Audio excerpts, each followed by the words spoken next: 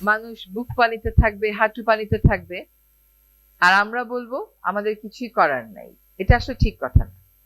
আমরা যত বেশি দেরি করেছি বলে এখন রেজিস্ট্যান্সটাও বেশি আসে। তখন যদি সেই 2007-08-এ টিআরএম করে ফেলা হতো, আজকে আর এত মানুষ সংগঠিত হয়ে টিআরএম এর বিরোধিতা করতে পারতো না। এখন সমাধান আপনারা বলেছেন, কেউ বলেছেন নদী খনন, কেউ বলেছেন নদী খননের সাথে সাথে টিআরএম, কেউ বলেছেন স্লুইস গেট গুলো কতগুলো পানির প্রবাহকে বেঁধে দিচ্ছে, কেউ বলেছেন উজানের সাথে সংযোগ। এটার সমাধানগুলো কিন্তু খুব গুরুতর, মানে সমাধান সহজ না যে আমি একটা গেট খুলে দিলাম, আমি একটা খাল খনন করলাম, আমি একটা টিআরএম করলাম। আপনি চিন্তা করেন যে একটা টিআরএম করার, যদি আমি টিআরএম কেই সমাধান হিসেবে ধরি, একটা টিআরএম করতে কত মানুষকে ক্ষতিপূরণ দিতে হবে। তাদের মধ্যে জমির মালিকও আছেন, যেটা ইজিয়ার,